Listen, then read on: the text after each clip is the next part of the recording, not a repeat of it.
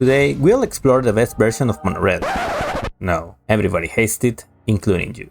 The Lost Caverns of Ixalan have more to offer, so I will show you 3 decks with the cutest and deadliest creatures in Pauper, the newly and improved Cascade, and yeah, the monkey who is really a goblin but not in Mono Red. This deadly creature grows based on the number of permanents in your graveyard. To fill it out, we run creatures such as Mire Triton and Sighted Wayfinder to accomplish the goal. Dread Return and Exhume bring back to life powerful creatures such as Troll of Khazad-dûm and Lordly Giant. To kill your opponents in a deck, decide to get the most out of this beautiful creature.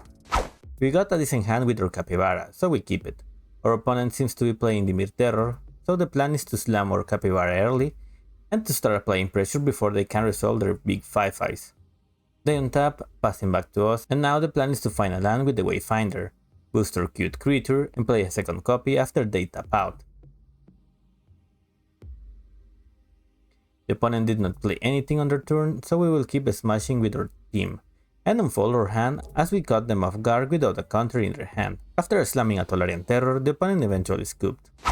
These decks are still yet to be tuned, so let me know in the comments which cyber suggestions and changes to them you will make. For game number 2, we keep a strong hand that will enable us to fix our mana and add pressure early with the help of Borderland Explorer and Generous End, with each one of our creatures to search for a swamp, which we will need to cast our Dread Return later.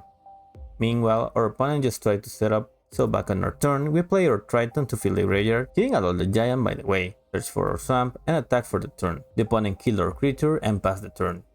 So we attack again, and post-combat, we fill our graveyard with our Satyr, revealing a land, and try to play a Necromancer, but the latter made a counter.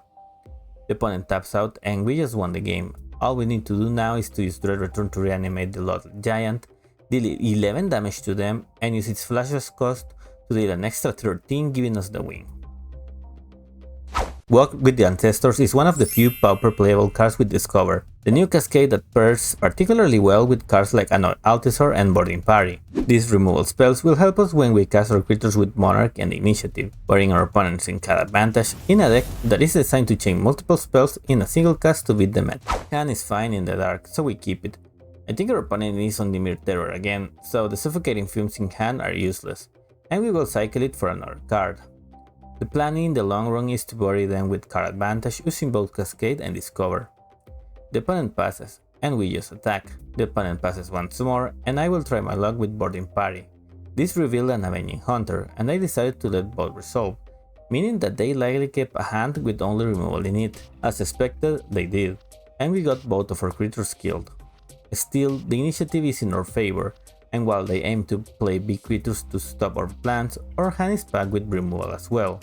The chances to lose the initiative and the Monarch are unlikely. We proceed to clean the board and resolve the Thorn to have both of the most broken abilities in Pauper at once and bury our opponent in card advantage. A deep analysis gave them 2 more cards but failed to put a threat in play, so we proceed to cast Altisor, revealing another Hunter, and that was enough to make them scoop. Cyber against them is very easy as we just replace our dead cards with Pyroblast. This hand may not seem keepable, but having access to the cycle creatures improves it a lot. Plus, we got the perfect answer for any resolve threat in the form of Chainer Edicts. While they'll set up, we proceed to fix our mana. Then a Night's Whisper found a Pyroblast, and the plan now is to resolve a turn with Pyroblast backup. So we'll try to bait a few counters first. We successfully baited the first one, meaning that even if they have a second one on their hand, our turn will resolve thanks to our Pyroblast.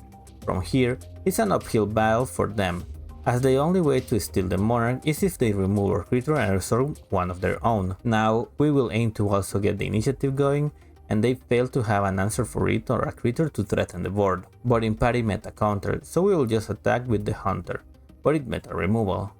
They play back-to-back terrors and pass, and the plan now is to get rid of them one by one with both Chainer's Edict and the cast down. With the board clear, we also play Llanowar Visionary to amass board presence and draw a card, revealing 2 extra removal spells to deal with whatever they play. They dealt with our creature, but we untap, creating a Menace token, returning our Walk with the Ancestors to hand with the Elementalist and casting it, returning our Avenging Hunter to hand, and a cast down that we will keep. While they'll try their best to keep the board clean, the synergy with the Walk and the Elementalist is insane, so we will just rebuild in no time and discard the excess of removal we got. The opponent casts a Brainstorm and a Gaze, and back in our turn we will keep taking advantage of the board by returning a boarding party to hand, and before we attack, they scooped. When recording this, I noticed my opponent asked for the deck, but I do play with the chat muted because there are some unpleasant individuals in the queue, so I missed this. But here's the list. I'm sorry, hope you like my videos and subscribe. Lastly, Goblin Tomb Raider is the new mono-red 1-drop that has haste if you control artifacts like Great Furnace and Lotus Petal. Along with Monastery Swiftspear and Legionnaire, the goal is always to pressure your opponents and make your threats bigger with the likes of Homestead Courage and Ancestral Anger, in a deck where all creatures have haste and are eager to swing to victory. This hand is okay, so we just need a creature to live the first turn to protect it with Apostle's Blessing. The opponent plays a swamp and passes, and a Golden Tomb Raider joins the party to start attacking right away. The opponent plays another land and passes, so we will proceed to boost our creatures with Ancestral Anger and Hostile Courage with an attack, but they quickly scooped. Plus Cyber, this seems like a decent hand, so we keep. We will aim to resolve as many creatures as we can to finish things before they can set up. They dealt with our first Swiftspear, so we will just play a Tabland and attack with a second one. The opponent then plays a Wellspring and a Candy Trail, so we will just unfold our hand and put them down to 14. They untapped and pass, so I will cast a Homestead Courage and recast it with Flashback on the Legionnaire, revealing a Golem from the top and attacked.